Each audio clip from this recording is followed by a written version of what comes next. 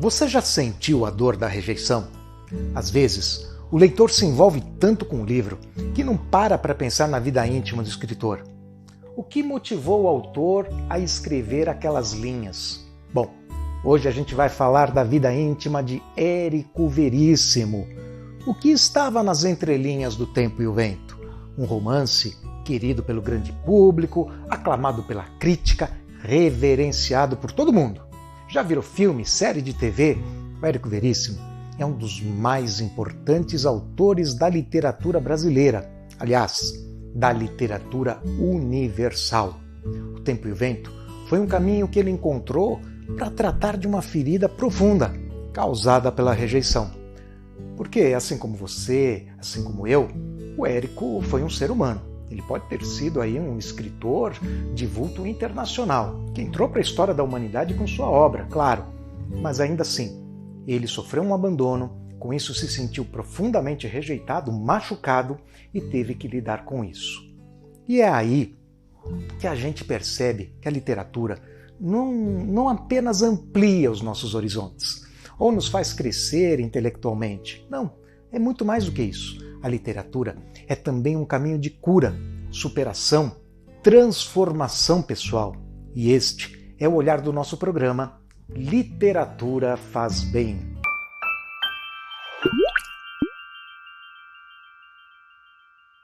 Bom, O Tempo e o Vento ocupou 27 anos da vida do autor. Foi ele que contou isso para o jornalista Paulo Mendes Campos na revista Manchete de 1957.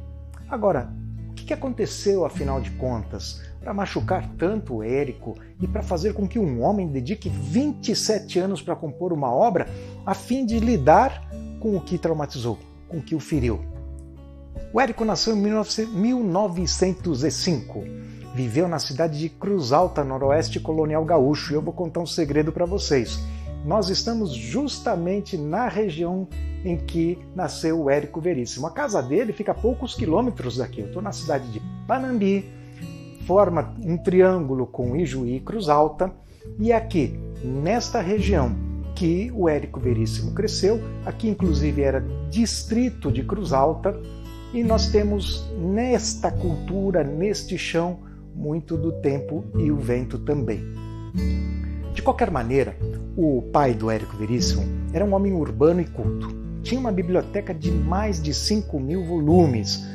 Quase exemplo dessa daqui, mas com uma diferença.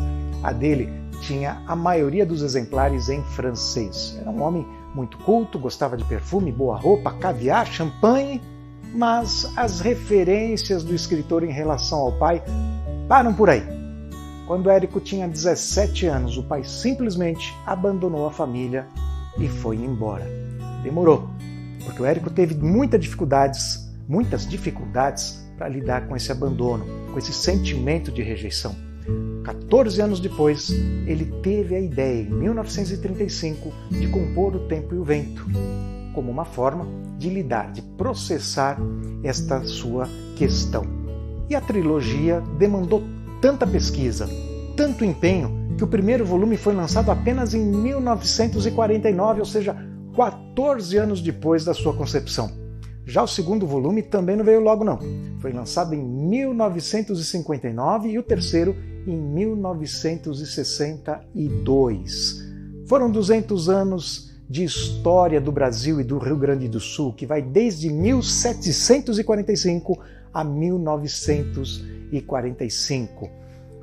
São quase 4.000 páginas de história, tendo como pano de fundo a história real do Rio Grande do Sul, do Brasil, e uma história fictícia da família Terra Cambará, na qual o Érico trabalha muito dessas suas questões. E quando a gente conhece essa história íntima do Érico Veríssimo, a gente entende melhor a obra e ela fala muito mais conosco também a respeito das nossas próprias questões.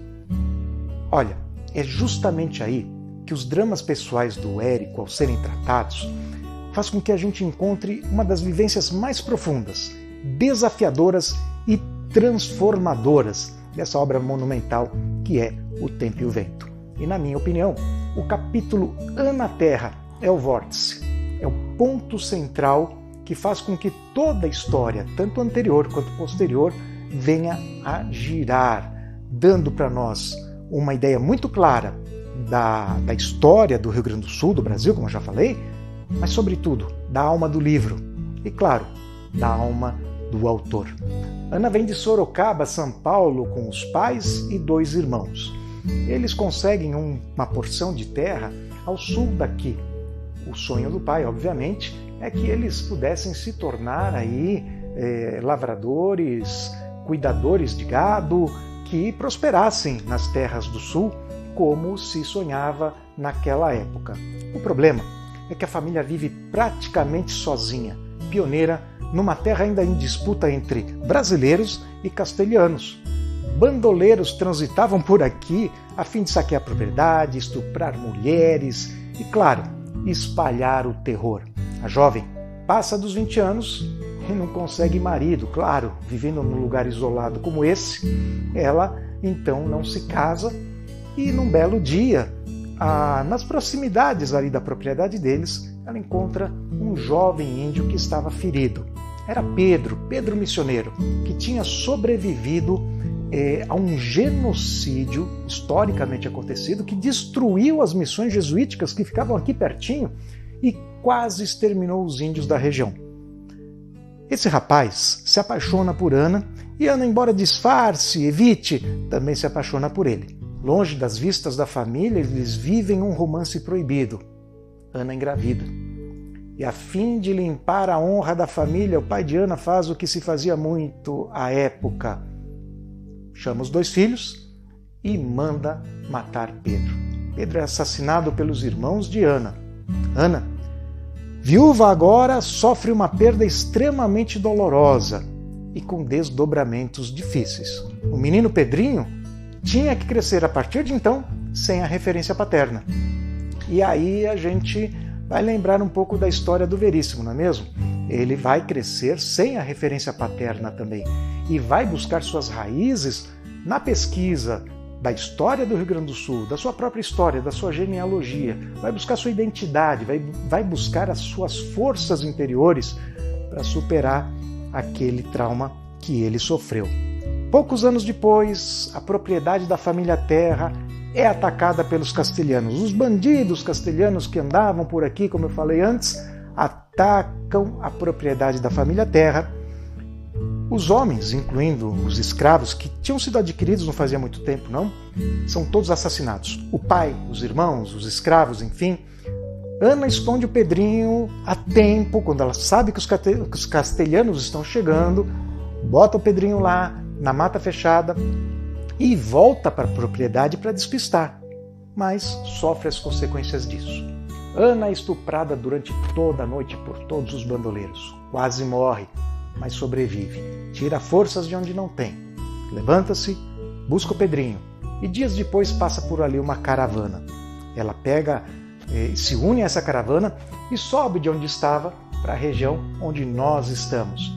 Aqui estava sendo fundada uma nova vila chamada Santa Fé, fictícia, mas que vai se tornar o principal cenário da saga O Tempo e o Vento, aqui, neste chão onde nós estamos pisando neste momento. Santa Fé, como cenário principal da trilogia, vai então nos dar uma ideia, um panorama do que era a vida durante esses 200 anos. Ana se torna, portanto, símbolo de um povo, porque nela os índios, habitantes naturais do Brasil, deixam seu legado hereditário por meio do Pedro. E ela é a terra cultivada em todos os sentidos, principalmente útero de uma nova gente. Índios, portugueses, espanhóis, africanos, os imigrantes europeus que vêm depois e de todo o mundo, enfim, vão formar um povo a partir disso. E a gente então vai entender mais sobre a formação do Rio Grande do Sul, a exemplo da própria Constituição do povo brasileiro. Mas Ana simboliza muito mais do que isso. Ela se torna a voz do abandono sentido por Érico Veríssimo. Na alma das mulheres gaúchas que veem seus homens morrerem nas guerras sangrentas que encharcaram esse chão, que apesar de carregarem a história no seu ombro e no seu útero, claro, aliás, Ana se torna parteira, e isso é muito significativo. Enfim, As mulheres que pela morte ou pelas traições constantes dos maridos se deparam com o desafio de seguir, apesar de qualquer obstáculo, nessa alma feminina, Érico encontra não apenas a voz para compor sua obra monumental, mas a resposta para curar as feridas causadas pela rejeição, cicatrizar, encontrar em si e por si a força e a intensidade de vida necessárias para seguir adiante. E seguir de fato, de verdade. Bom, eu amo essa obra. Eu já li mais de uma vez a obra completa e também já li várias vezes alguns dos capítulos que são capítulos que falam muito comigo. E um deles, claro, o capítulo Ana Terra. E eu tenho aprendido com a saga O Tempo e o Vento que não se pode superar um trecho ruim da jornada se a gente simplesmente cair e ficar ali. Se a gente não se levantar, esse trecho ruim vai ficar para sempre. Nós vamos ficar para sempre nesse trecho ruim. Olha, nesse caso, o Érico deu o melhor de si para se reerguer e deixou uma obra monumental. Não quer dizer que seja fácil. O escritor levou 27 anos, como eu falei, para fazer essa travessia e no meio disso, inclusive, teve um infarte que ele atribui ao estresse causado por essa luta, por essa vivência que ele teve, mas fez valer a pena. De qualquer maneira, ele nos ensina e ele demonstra que é plenamente possível. Não quer dizer que a gente tenha necessariamente que deixar um legado literário deste vulto aqui, não. A vida se torna grande, monumental em seu valor próprio, quando a gente aprende a limpar os machucados, levantar de onde está e ir se curando, ir se realizando, florescendo à medida que simplesmente caminha.